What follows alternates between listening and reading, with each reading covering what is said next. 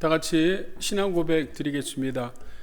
전능하사 천지를 만드신 하나님 아버지를 내가 믿사오며 그 외아들 우리 주 예수 그리스도를 믿사오니 이는 성령으로 잉태하사 동정녀 마리아에게 나시고 본도 빌라도에게 고난을 받으사 십자가에 못 박혀 죽으시고 장사한 지 사흘 만에 죽은 자 가운데서 다시 살아나시며 하늘에 오르사 전능하신 하나님 우편에 앉아 계시다가 저리로서 산자와 죽은 자를 심판하러 오시리라.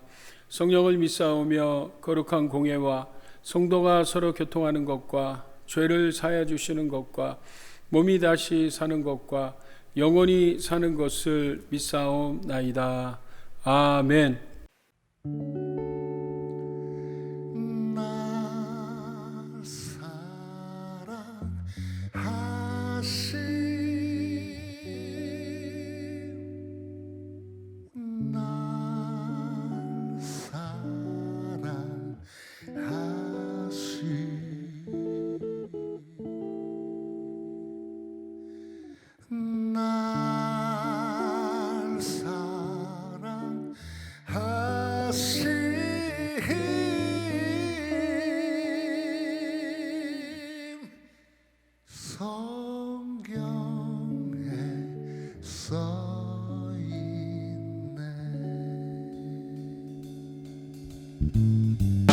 예수 사랑하심은 거룩하신 말일사.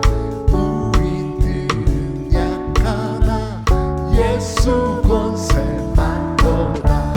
날 사랑하신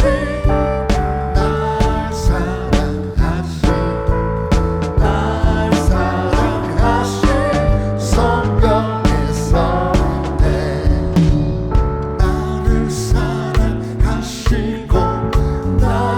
죄를 다시 써 하늘 문을 여시고 들어가게 하소서.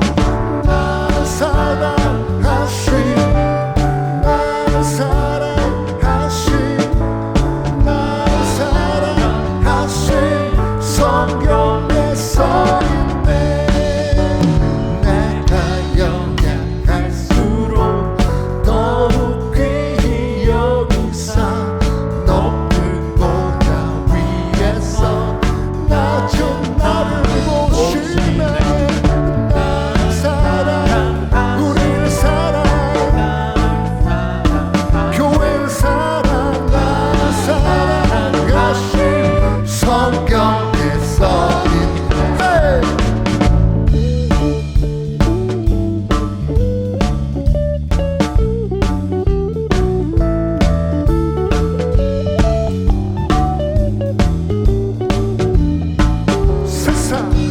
세상 사는 동안에 나와 함께 하시고 세상 떠나가는 날 천국 가게 하소서.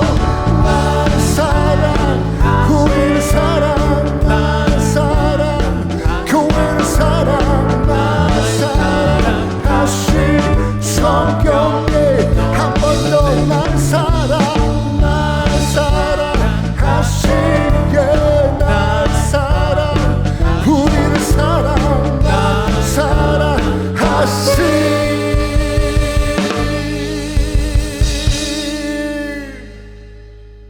성경에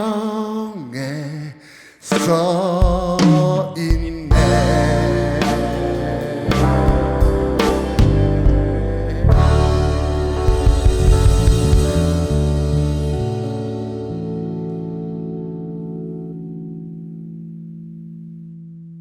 십자가의 사랑으로 우리를 승리케 하신 하느님 아버지, 주님의 기쁜 교회 주일 대예배를 허락하심을 감사드립니다. 이 시간 성전에서 그리고 각자의 처소에서 아버지께 한 마음으로 예배를 올려드리오니 기쁨으로 받으시고 홀로 영광 받으시며 주의 전에 능력으로 임하여 주시옵소서. 아버지, 지난 한 주간의 삶을 지켜주심을 감사드립니다. 말씀의 빛과 찬양의 나팔 소리로 우리의 삶을 언제나 인도하여 주심을 감사드립니다. 이 시간 우리 속의 연약함과 죄된 모든 것들을 주 십자가 앞에 내려놓고 무릎을 꿇으오니 우리의 삶을 십자가의 길에 합당한 소망과 사랑의 길로 인도하여 주시옵소서. 아버지, 주님의 기쁜 교회는 뜻하신 대로 세우시고 말씀의 축복으로 이끄시는 사랑 공동체임을 믿으오니 무엇보다 생명의 길의 본질에 힘쓰는 교회 되게 하시고 예배와 찬양, 전도와 사랑의 부흥이 넘치는 이 지역사회와 학원의 복음화에 주님의 참된 용사가 되는 교회 되게 축복하여 주시옵소서. 아버지, 내가 죽어야만 그리스도가 사심을 믿습니다. 내가 져야만 그리스도가 승리하시는 놀라운 비밀이 우리에게 있음을 고백합니다. 아버지, 지으신 모습 그대로 회복시켜 주시기를, 그렇게 십자가의 길로 아버지의 뜻이 이루어지는 주님의 기쁜 교회 그리고 속한 성도들과 가정들 되게 성령으로 이끄시고 기름 부어 주시옵소서.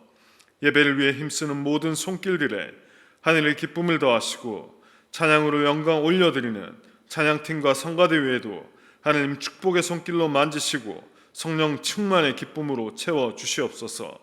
지금도 아버지 뜻하신 땅에서 복음의 기쁜 소식을 전하며 힘쓰는 선교사님들과 그 가정들을 위해 교회는 기도하게 하시고 하나님의 놀라운 인자하심과 역사하심이 날마다 이루어져 갈 수 있도록 선교의 자리마다 축복하여 주시옵소서. 육신의 연약함으로 아버지의 은혜를 구하는 성도들이 있습니다. 속히 뜻하신 대로 강건케 하여 주시고 그 삶들에 하나님의 평강이 넘쳐나도록 인도하여 주시옵소서. 이제 하나님의 말씀을 대언하실 김동원 목사님, 그 심령을 담대케 하시고 선포되는 말씀으로 한 주를 살아가는 축복이 될 수 있도록 이 시간 성령으로 주장하여 주시옵소서. 예배의 시종을 아버지께 올려드리며 살아계신 예수님의 이름으로 기도드립니다. 아멘.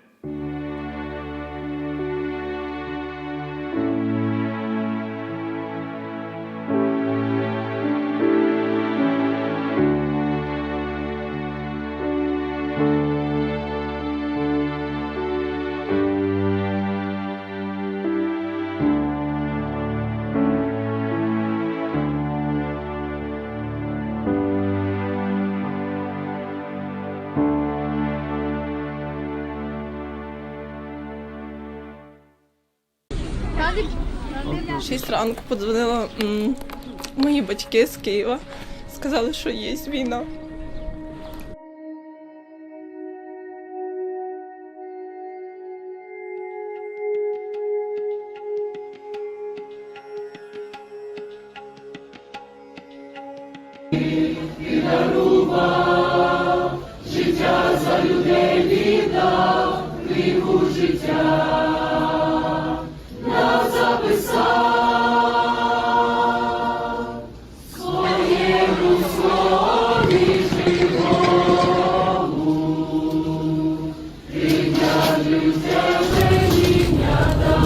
Самолетом и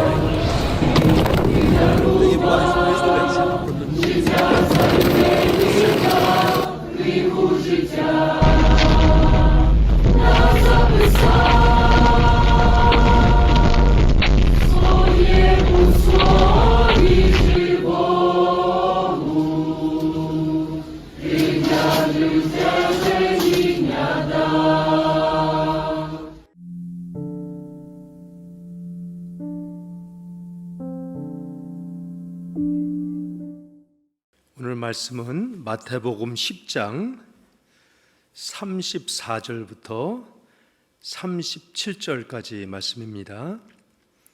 마태복음 10장 신약성경 16면에 10장 34절부터입니다. 제가 봉독하겠습니다. 내가 세상에 화평을 주러 온 줄로 생각하지 말라. 화평이 아니요 검을 주러 왔노라. 내가 온 것은 사람이 그 아버지와 딸이 어머니와 며느리가 시어머니와 불화하게 하려 함이니 사람이 원수가 자기 집안 식구라. 아버지나 어머니를 나보다 더 사랑한 자는 내게 합당하지 아니하고 아들이나 딸을 나보다 더 사랑한 자도 내게 합당하지 아니하며 또 자기 십자가를 지고 나를 따르지 않는 자도 내게 합당하지 아니하니라. 아멘.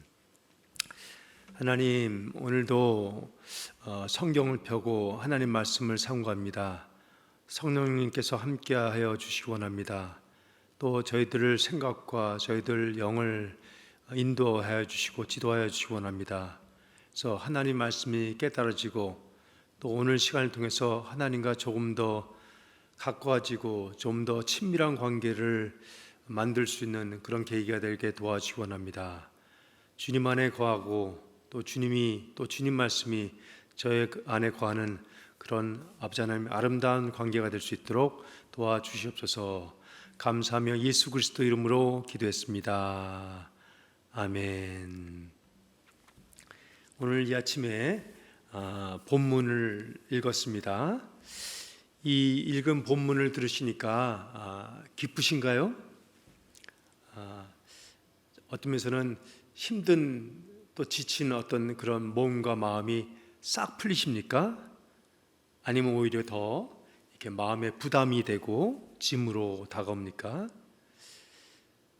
분명히 마태라는 사람은 이 마태복음을 통해서요 예수님의 복음, 예수님이 기쁜 소식을 전해주고 있는데 예수님이 말씀을 들으면서 우리에게 그렇지 않다고 생각되어지는 부분이 있는 겁니다. 오늘 차라리 이 말씀보다 왜 자녀가 대학 입시 잘해서 대학에서 입학 원서를 받은 그런 기쁜 소식을 전하면 더 좋고 또 좋은 회사에 입사한 것 그런 뉴스 안 그러면은 등남 등녀한 그런 뉴스를 전할 때 그게 더 훨씬 기쁘지 않습니까? 근데 과연 이 말씀을 들을 때 왜 기쁘지 않은가?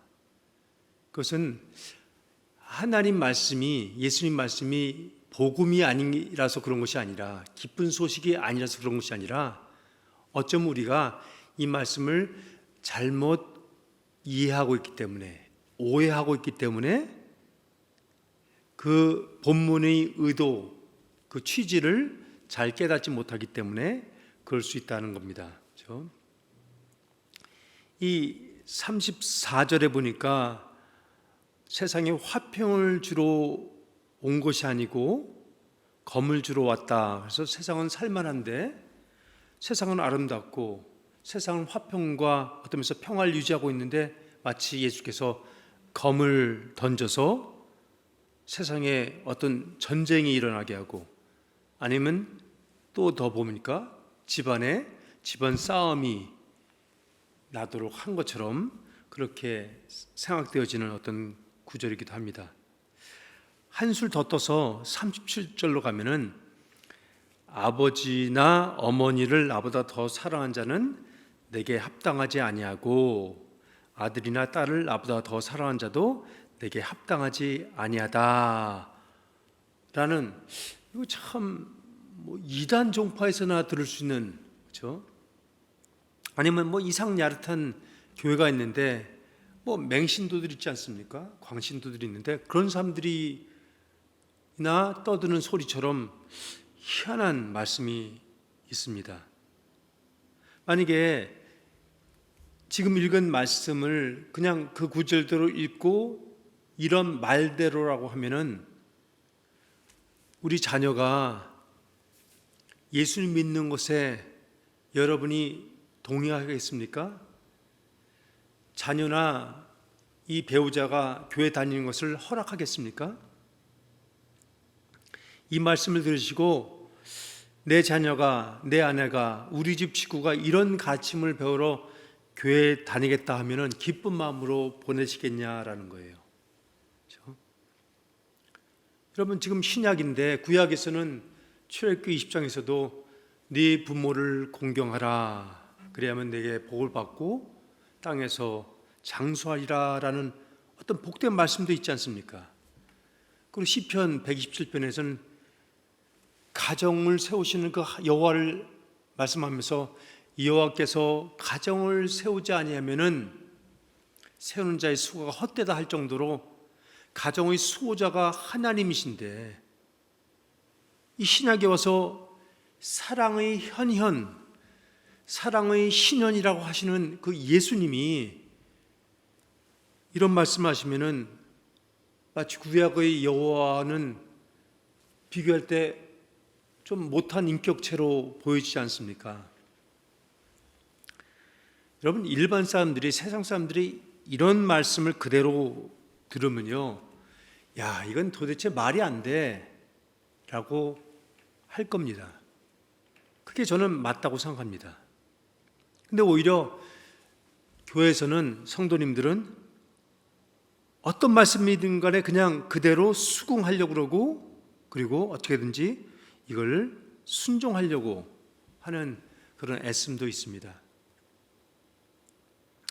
근데 제가 포인트하는 것은, 이 사람들도 말을 하려고 하면은 말이 되게 하는데, 하나님, 하물며 예수님께서 말씀하시는데 이 말이 안 되는 말씀을 하시겠냐라는 거예요. 말이 되는 말씀을 하실 겁니다. 근데 도무지 이게 말이 안 된다라고 우리가 느껴지는 것은 말이 안 돼서가 아니라 우리가 그 말씀을 잘 이해하지 못해서일 수가 있다는 거예요. 여기 가족 관계 용어가 등장하고, 그렇죠? 가족 관계, 혈육 관계의 어떤 용어들이, 아비나 딸이나 어미나 그런 용어들이 나옵니다. 그게 왜 등장하는지, 또 이 표현들이, 이 용어들이 어떻게 쓰여지는 것인지, 어떤 의미로 쓰여지는 것인지, 이 표현의 강조점이 무엇인지를 우리가 잘 파악해야 한다는 겁니다. 그래서 첫 번째 34절을 봅니다. 34절. 내가 세상에 화평을 주러 온 줄로 생각하지 말라. 화평이 아니요 검을 주러 왔노라 하는 겁니다. 그냥 예수님이 단순히 검을 던지러 왔다, 그래서 불화를 만들려 왔다, 표면적으로 그렇게 이해하면 안 됩니다. 지금 하나님께서 불화를 만들어서 가족 간의 친밀한 관계를 깨겠다는 그런 말씀이 아니에요. 여기서 세상의 화평이라고 나오는데, 이 화평이라는 표현이 어떤 의미의 화평인지를 우리가 알아야 된다는 겁니다. 이 화평하다 할 때는 뭔가 사람 간에 의견이 일치했을 때 화평한 모습이 나옵니다.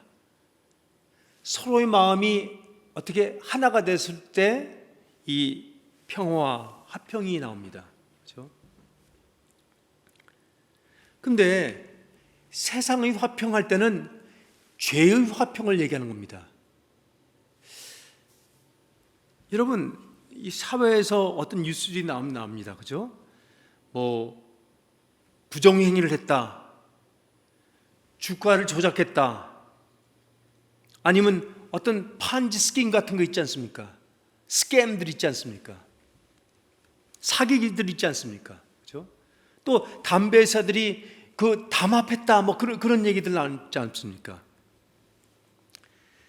그렇게 부정행위를 하려고 하는 사람들이 모여서 서로 의탁하고 공모하고 결탁하고 담합했을 때 그들 간에 화평이 있는 겁니다. 한 예를 들어서 어떤 학교에 지금 고시반 학생들이 모여 있다고 생각해 봅시다. 그래서 서로 모의합니다. 이번 시험에 우리 부정행위를 좀 하자. 그래서 우리 점수를 다 한번 높여보자 라고 그들이 결의를 합니다. 그래서 다 동참했어요. 그러면 그들 모임에 화평, 단결, 일치, 하나됨, 연합함, 담합이 있는 겁니다. 그렇죠? 왜냐하면 똑같은 생각 가지고 똑같은 목적을 가지고 동의해서 행동을 같이 하기 때문에 그것을 화평하다, 단결된 모습이다 라고 하는 겁니다. 그런데 그때 그 중에 어떤 학생이, 야, 나 아닌 것 같아, 이 부정행위 옳은 것 같지 않아, 그러다가 잘못되면 더 큰 낭패야. 나 하지 않겠어. 라는 양심 선언을 합니다. 그 순간에 그 양심 선언을 한 학생은 그 모임에 검을 던진 겁니다. 그 검을 던질 때 그 모임에 표면적으로 불화가 일어난 겁니다. 분열과 갈등이 양상되는 겁니다. 그걸 얘기해 준 거예요. 지금 예수님이 검을 던지러 오셨다는 말씀이 그걸 얘기하는 겁니다. 이렇게 부정행위가 일어나고 있는 어떤 사회 현상 속에서 여러분은 어떤 쪽을 지지하겠냐라는 거예요. 부정행위를 하자고 하는 일치되고 단합된 그 화평을 유지하고 있는 그 모임, 그것을 지지하겠습니까? 아니면 그것에 반해서 야, 우리 그렇게 하지 말자 하면서 충돌을 일으키는 불화하는 모습을 지지하겠냐라는 거예요. 구약에서 창세기 11장에 우리 바벨탑 사건 잘 아시는 사건이 나옵니다. 사람들이 담합합니다. 결의합니다. 그래서 일심으로 그냥 열심히 최선을 내서 어떤 탑을 쌓습니다. 그때 하나님이 그들이 언어를 혼잡하게 하셔서 그들을 그냥 파하십니다. 흩으십니다. 사람들 그럴 수 있어요. 하나님이 그들 하는 그게 모반한 것 같고 꼴사 나서 그냥 시기심에 하나님이 그냥 깽판 놓으시는 거다. 진노하신 거다. 그래서 하나님이 형벌이다. 하나님이 심판이다. 라고 얘기들 하십니다. 근데 저는 그걸 하나님이 은혜의 조치이다라고 얘기합니다. 하나님이 은혜의 사건이다라고 합니다. 죄들로 담합해가지고 어떻게든지 죄를 도모하려고 하는데, 그래서 죄를 확산시키려고 하는데 그걸 그대로 화평하다라고 그대로 두는 것이 아니라 악이 확산되지 않도록 검을 던져서, 이 경우에는 언어에 혼잡함을 주어서 그들 간에 불화를 일으키는 것, 이 모습이 사실은 하나님이 심판이라기보다는 정말 객관적으로도 하나님의 은혜의 조치라는 겁니다. 이것이 복음이에요. 복음. 죄 가운데 있는 사람들에게 복음의 검이 임하는 겁니다. 다시 말해서 화평, 검, 불화 등의 용어를 쓰지만 이것은 죄와 복음을 비유하고 비교하고 대조시키는 겁니다. 죄의 원리, 죄의 가치와 하나님의 원리와 하나님의 가치를 대조하고 있는 모습입니다. 그래서 모든 세상 사람들이 죄라고 하는 어떤 동일 기준, 동일 원리로 동일한 마음을 가지고 있는데, 그래서 담합하는데 다 하나가 됐는데, 다시 말해서 그들이 죄의 통치 아래서 연합되어 있는 모습입니다. 근데 그들 가운데 예수께서 임하시는 겁니다. 그래서 예수님이 하나님 마음을 그들에게 던지는 거예요. 하나님이 하늘의 불을 임하게 하여 주시는 겁니다. 그 가운데, 죄 가운데 하나님의 원리, 하나님의 가치가 임하는 거죠.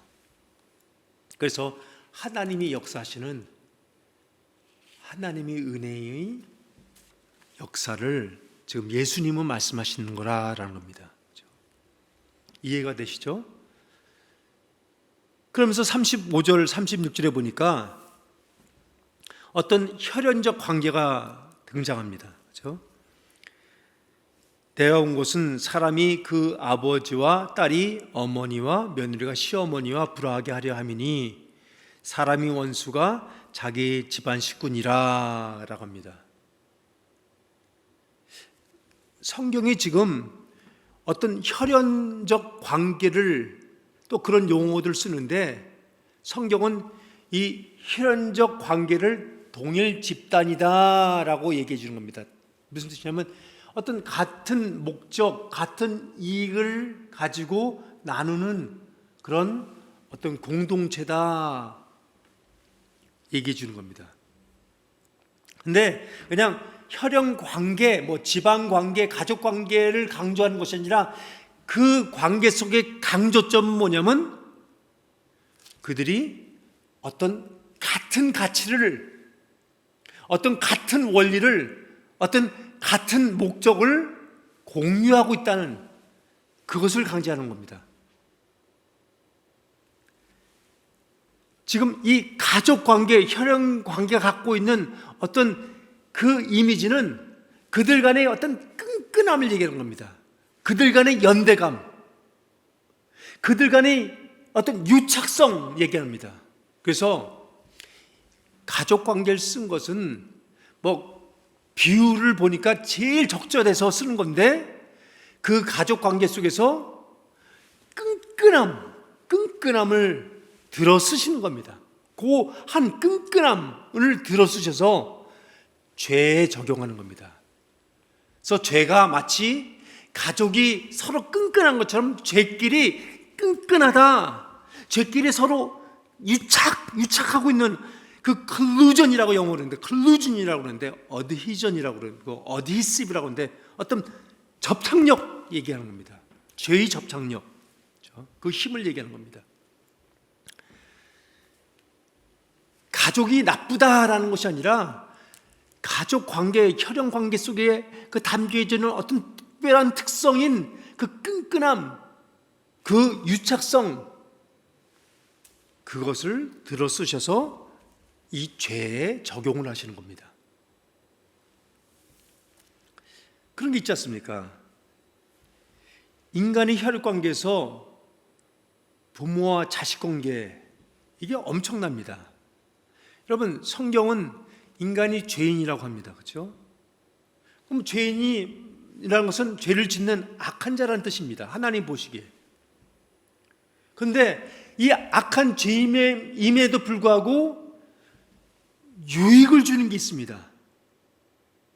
죄인인데도 유익을 주는 아름다운 모습이 있는데 뭐냐면 이 가족인 자기 혈연 관계의 그 대상에게는 그들이 좋은 것을 주고 유익을 주고 뭔가 아름다움을 나누는 그 모습이 있어요. 누가복음 11장 13절에도 너희가 악할지라도 좋은 것으로 자식에게 줄 줄 알거든. 희한하죠? 여러분이 드라마 같은 데도 보시겠지만, 영화 같은 데 보시면 악명 높은 어떤 깽단의 어떤 그냥 사악한 두목이 있어요.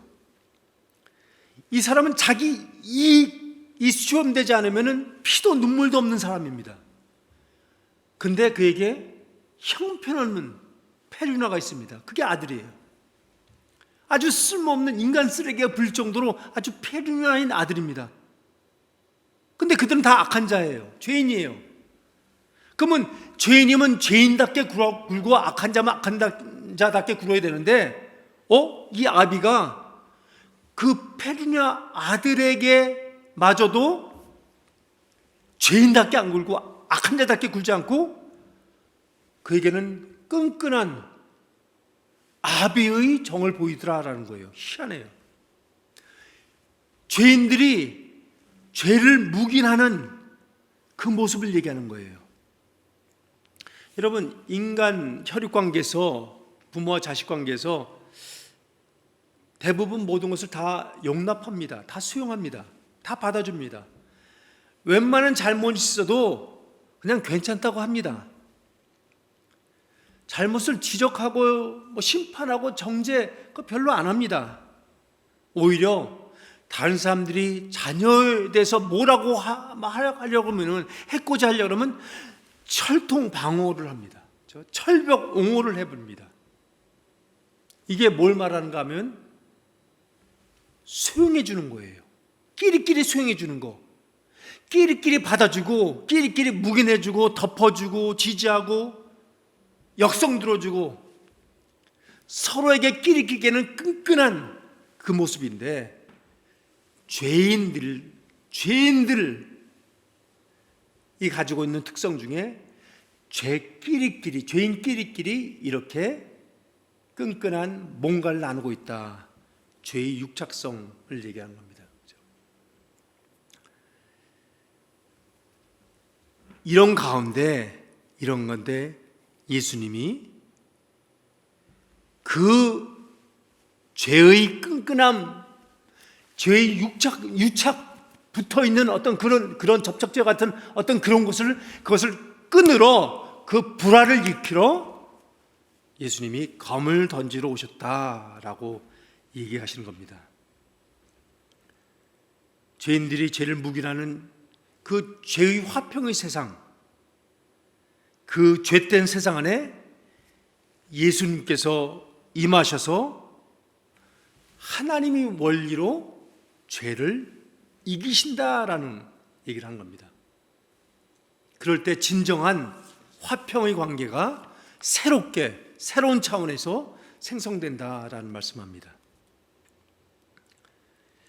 마지막 부분에 우리 37절로 가면은 좀 더 어려운 말이 나오는데, 아버지나 어머니를 나보다 더 사랑한 자는 내게 합당하지 아니하고 아들이나 딸을 나보다 더 사랑한 자도 내게 합당하지 아니하며 또 자기 십자가를 지고 나를 따르지 않는 자도 내게 합당하지 아니하리라.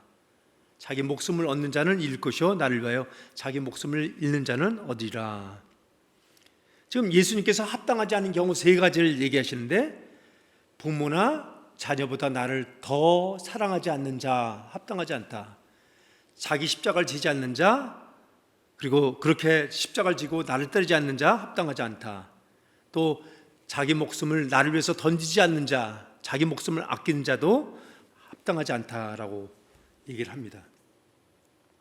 여러분, 이걸 그냥 표면적으로 그대로 이해하면은 이거 완전 가정 파괴자입니다. 이거 말도 안 되는 겁니다.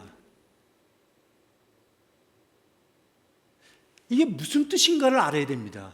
여기서 어떤 기준, 어떤 강조점을 두고 예수님께서 말씀하신 거냐라는 거예요. 이건 다 아까도 말씀드렸지만은 죄에 대한 거예요. 피보다 진한 죄, 피로도 깰 수 없는 죄, 그의 끈끈함, 그의 담합함, 그의 연합성, 그의 단결됨, 그 죄들 간의 끈끈한 유착, 그 상태를 예수님께서 깨시겠다는 그 말씀을 하시는 거예요. 우리가 보통 그러잖아요. 그냥 장난으로 어떤 아이에게 부모에 대해서 얘기하는 건데, 너 엄마가 더 좋아? 아빠가 더 좋아? 사실 이런 거는 묻는 게 아니죠. 그렇죠? 참 어떤 면에서는 그냥 장난스러운 유치한 거죠. 그렇죠? 우리가 지금 하나님하고 부모님, 예수님하고 자녀를 비교하면서 경쟁시키는 그 구도로 가는, 그게 이해가 되냐라는 거예요. 부모를 사랑해? 아니면 나를 사랑해? 아니, 그보다 더 못한 표현, 자식을 사랑해? 아니면 날 사랑해? 여러분, 예수님이 그러시겠습니까? 우리가 어떤 운동 경기든지 간에, 그게 바둑이든 장기든 아니면 골프든, 그렇죠? 권투든 씨름이든 간에 같은 급끼리 서로 경쟁해야지 그게 재밌고 그게 엔터테인 되는 겁니다. 그게 상식적인 수준이에요. 근데 만약에 예수님이 자신과 나의 자녀와 붙겠다라고 하시면은 이거는 정말 격이 없는 모습입니다. 예수님 만약 진짜 경쟁하신다면은 예수님이 대적자와 경쟁을 하셔야 되는 거죠. 그렇죠? 사단과 나 하면서 네가 사단을 더 사랑하냐 아니면 나를 사랑하느냐, 그렇게 물으셔야 되는 거죠. 그렇죠? 다시 말해서 여기는 그냥 예수님이 자신과 여러분이 배우자나 아니면 하나님과 여러분이 자녀와 경쟁하려는 그런 구도가 아니라 예수님은 예수님 자신인 그 하나님의 원리, 그리고 이 죄의 원리, 사단으로 예표되는 죄의 원리, 그것을 비교 대조해 주시면서 우리들에게 하나님 원리를 따를 것이냐 아니면 죄의 원리를 따를 것이냐, 하나님이 가치를 준수할 것이냐 아니면 죄적 가치를 너희들이 준수할 것이냐, 그런 것을 말씀하시는 거예요. 창세기에서도 22장에 아주 유명한 사건이 있습니다. 그렇죠? 하나님께서 아브라함에게 독자 이삭을 이 산 모리아 산에서 번제로 드리라라고 명하시는 그 모습입니다. 우리는 이것을 아브라함이 순종, 그래서 믿음이 조상된 아브라함이 어떤 정말 멋진 닮아야 되는 모습으로 얘기합니다. 근데 오늘 조금 다르게 한번 다른 각도에서 보기를 원합니다. 여러분, 하나님께서 아브라함의 독자인 이삭을 바치랍니다. 마치 하나님께서 여러분이 외동딸, 외동아들을 바치라고 번제로 드리라 할 때 그걸 문자적 그냥 표현 그대로만 옮긴다면은 이게 말이 되는 말씀이냐라는 거예요. 아니, 비교의 대상이 있고 뭐 드리는 대상이 있지, 창조주 하나님, 정는자 하나님께서 몰렉 신들 있잖아요. 몰렉, 그 자기 자녀들을 불태우는 그 종파들 있지 않습니까? 그런 잡신처럼 자기 자신을 격화시킨다고요? 하나님 그렇게 저급하신 분이신 것 같으세요? 하나님 그렇게 수준이나 차원이 떨어지는 천박한 정도의 어떤 그런 존재이신 줄 여러분 여기십니까? 하나님이 야, 내 손에 있는 그 사탕 줘, 그럼 내가 더 좋은 걸로 줄게, 그러시는 분이냐라는 거예요. 하나님께서 사람의 목숨이 그냥 그 사탕 아니면 그 장난감, 손에 쥔 장난감보다도 더 못할 정도로 그렇게 사람을 가볍게 여기시냐라는 거예요. 값싸게 여기시냐, 그런 거예요. 여러분, 우리가 문자적 표면적인 부분만 살짝 걷어내고 더 근본적으로, 더 근원적으로, 더 본질적으로 들어가서 그 핵심, 그러니까 하나님 말씀하시는 그 핵심과 그 메시지 강조점이 뭐냐라는 거예요. 오늘 말씀이 어떤 전체를 아우러서 이 아브람과 외아들 이삭으로 표현되는 어떤 혈연관계, 그렇죠? 어떤 그 가족관계, 그 혈연관계 속에 내포되어 있는 아브람과 아들, 아비아와 아들이라는 혈연관계 속에서 내포되어 있는 그 끈끈한 정 있잖아요. 그거를 아브람과 이삭이라고 그러지 말고 죄끼리라고 생각하시면서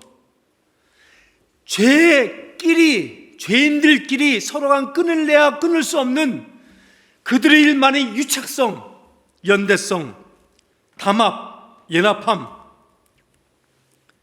그 죄인들을 지배하고 있는 그 죄의 원리, 그것을 하나님이 내놓으라는 겁니다. 그 죄의 유착성, 죄의 그 끈끈함, 끊을래야 끊을 수 없는 그것, 죄의 기준, 가치, 죄의 원리, 죄의 방식, 그런 것을 불태워 버려라, 번제로 드려라 라는 거예요. 그래서 그것을 하나님의 원리로 대체해라, 하나님의 가치로 대체해라. 하나님의 원리와 하나님의 가치를 예표하는 예수님으로 대체하라라는 부탁이라는 겁니다. 아브라함이 과연 할 수 있을까요? 스스로 할 수 있어요? 아브라함이 스스로 할 수 있다고 생각하셔서 하나님이 그것을 부탁하신다고 생각하셔요? 그게 아닙니다. 아브라함이 스스로 할 수 없는 것을 다 하셔요. 그래서 하나님이 예비하신 그 수양이 있는 겁니다.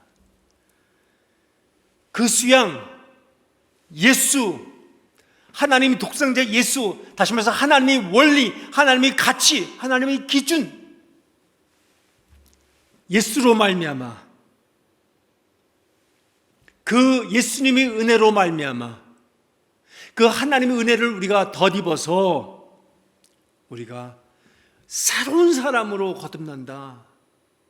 그 불을 통과해서 새로운 인생으로 우리가 변화한다라는 것을 얘기하는 것입니다. 아브라함에게 내가 이삭을 드리면 어떤 조건이 충족되면은, 그래서 어떤 자격이 되면은 내가 너를 믿음의 조상으로 불러줄게 라고 그런 것이 아니라, 아브라함 스스로 할 수 없는 것을 아시고 예수님을 보내셔서 대신 아브라함 대신 그것을 이행하고 그렇게 만들어 주시겠다라는 것입니다. 그래서 하나님 자격 조건을 제시하는 것이 아니라 언제나 하나님의 약속이 등장하는 것이라는 겁니다. 이 성경 말씀은 세상의 화평을 깨고 불화를 준다, 아니면 집안의 어떤 그 평온함을 깨고 그것을 파탄시킨다, 가정을 파괴시킨다, 그런 메시지가 아니라, 아니면 네 자녀보다 나를 더 사랑해야 된다, 어떤 요구, 명령, 제시, 그런 것이 아니라 그런 새로운 인생으로, 다시 말해서 하나님이 원리를 더 사랑한 자로 내가 만들어내겠다. 하나님이 마음을 가진 자로서 성도로 내가 너희들을 만들어내겠다는 하나님의 일하심의 선언이다라는 겁니다. 아니, 어떻게 만들어내요? 할 때 우리가 마태복음 19장 26절에 나오는 말씀으로, 사람으로는 할 수 없으나 하나님으로서는 다 하실 수 있느니라 라는 거예요. 우리가 어떻게 되는 거 몰라요. 그러나 하나님이 선언하시고, 하나님이 약속하시고, 하나님이 일하셔서 하나님이 꼭 성취해 주시겠다고 하시는 언약의 선포이라는 겁니다. 그렇기 때문에 오늘 말씀이 역시 우리에게 부담을 주고 우리를 억압하려고 우리를 짓누르는 말씀이 아니라, 이 말씀 속에 경고가 있는 것 같은데 하나님 모든 것을 해결해 주신 그 해결자 하나님으로부터 달려나오는 하나님의 은혜를 선포하고 예수 그리스도의 복음이 우리에게 들려지는 것이라는 겁니다. 우리에게 십자가 줄 것을 요구하시는 것이 아니라 오히려 자신이 스스로 십자가를 지신 대속의 예수 그리스도를 우리가 바라보라, 그 은혜를 사모하라, 그 은혜의 임함을 덧입고 주님과 화평의 관계를, 평화의 관계를, 화목의 관계를 이루자라는 공고의 말씀인 줄 믿습니다. 기도하겠습니다. 하나님, 우리 스스로 할 수 있는 것들이 많죠. 우리가 정말 힘을 다해서, 정말 정성을 당해서, 정말 충성된 일꾼으로 우리가 열심히 하겠습니다. 최선을 다하겠습니다. 그러나 우리가 할 수 없는 일, 그 할 수 없는 일, 그 하나님만이 하실 수 있는 일, 그것을 우리가 만들어내려고 노력하는 그 헛수고를 하지 않겠습니다.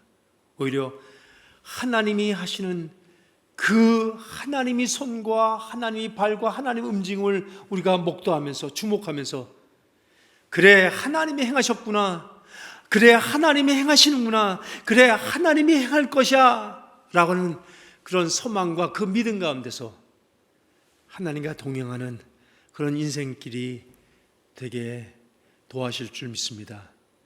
우리가 가지고 있는 마음의 소원들을 주님 앞에 하나님 정말 내려놓습니다. 주님 앞에 다 구합니다. 크든 정말 작든 그것이 남들에게 하찮게 보여지는 일 망정 주님 앞에 다 구하면서 주님 은혜의 보좌에서 흐르는 그 하나님이 자비하심과 하나님이 도우심을 간구하며 살아가길 원하오니 생명수로서 우리를 충족시켜 주시옵소서. 감사하며 예수 그리스도 이름으로 기도했습니다. 아멘.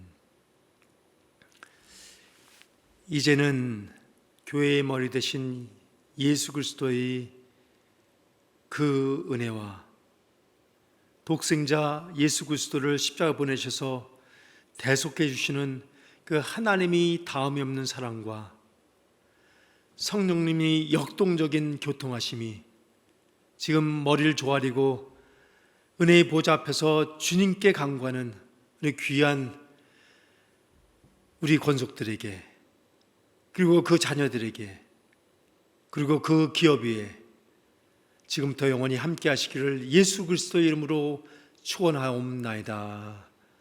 아멘.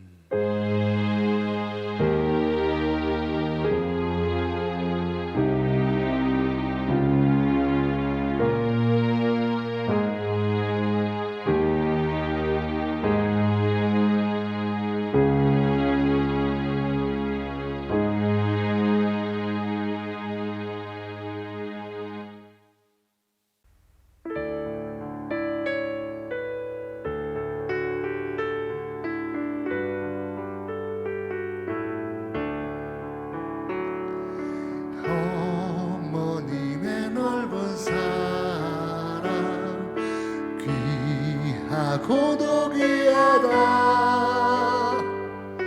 그 사랑이 언제든지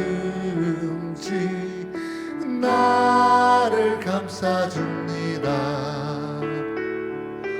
내가 울 때 어머니는 주께 기도드리고, 내가 기뻐 웃을 때에 찬송 부르십니다. 아침 저녁 읽으시던 어머님의 성경책, 손에 남은 구절마다 모습 본 듯합니다. 믿는 자는 누구든지 영생함을 얻으리. 외워주신 귀한 말씀 이제 힘이 됩니다. 홀로 누워 괴로울 때, 헤매다가 지칠 때 부르시던 찬송 소리 귀에 살아옵니다. 반석에서 샘물 나고 황무지가 꽃피니 예수님과 동행하며 두려울 것 없어라. 온유하고 겸손하며 올바르고 굳세게 어머니의 뜻받들어 보람 있게 살리다.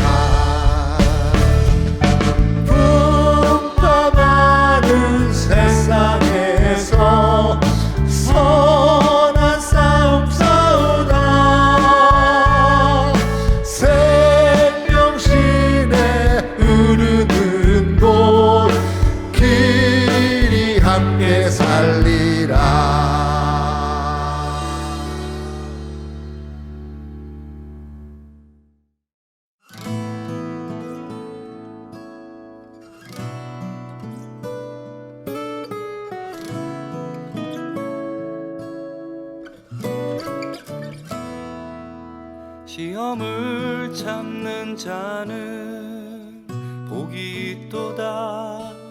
이것에 옳다 인정함 받은 후에 주께서 자기를 사랑하는 자에게 약속하신 생명의 면류관을 얻을 것이라.